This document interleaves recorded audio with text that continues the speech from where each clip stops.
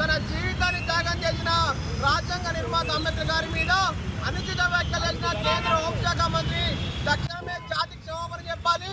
భారతదేశ ప్రజలందరినీ కూడా అవమానించిన విధంగా అమిత్ షా మాటలు తక్షణ వెనక్కి తీసుకోవాలి.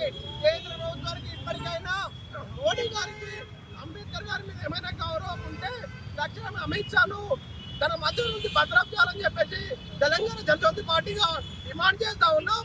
హైదరాబాద్ రాష్ట్ర కార్యాలయం సమీపంలో కేంద్ర మంత్రి అమిత్ షా గారికి ఆహ్వానం చేయడం జరిగింది.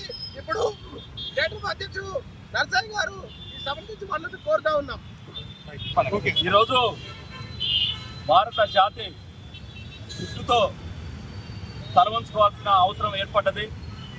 సాక్షాత్తు ఈ దేశానికి మూడవసారి హోంశాఖ మంత్రిగా పదవీ బాధ్యతలు చేపట్టి ప్రధానమంత్రి తర్వాత నెంబర్ 2 అని చెప్పుకుంటూ చరమాని అవుతున్నటువంటి అమిత్ షా గారు మరి భారతదేశంలో ఉన్నటువంటి అట్టడుగు వర్గాలు, నిమ్న వర్గాలు, సబ్బండ వర్గాలు మొత్తం రాజ్యాంగాన్ని పరిరక్షించే బాధ్యతను ఉన్నటువంటి వ్యక్తులు మరి అమిత్ షా వ్యాఖ్యలను తీవ్రంగా ఖండిస్తున్నారు. మరి అంబేద్కర్ అంబేద్కర్ అంబేద్కర్ని అంటూ మీరు తలుచుకోవడం కంటే భగవంతుని తలుచుకుంటే మీరు మరి ఎక్కడికో పోతారని వ్యాఖ్యానం చేయడం అంటే చాలా అహంకారంతో చేసిన వ్యాఖ్యలుగా తెలంగాణ జనసమితి భావిస్తున్నది.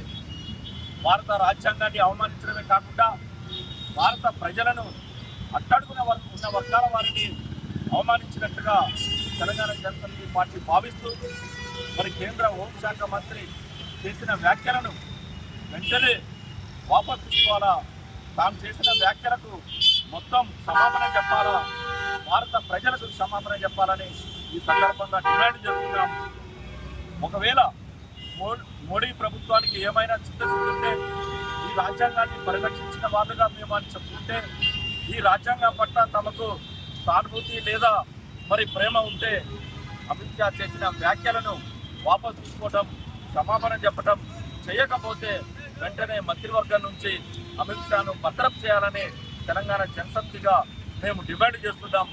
మరి మోడీ ప్రభుత్వంలో నెంబర్ 2గా ఉన్న అమిత్ షా చేసిన వ్యాఖ్యలని వెంటనే వాపసు తీసుకోవాలని తెలంగాణ జనసమితి ఆధ్వర్యంలో నిరసన కార్యక్రమాలను ఈరోజు రాష్ట్ర వ్యాప్తంగా చేస్తున్నాం.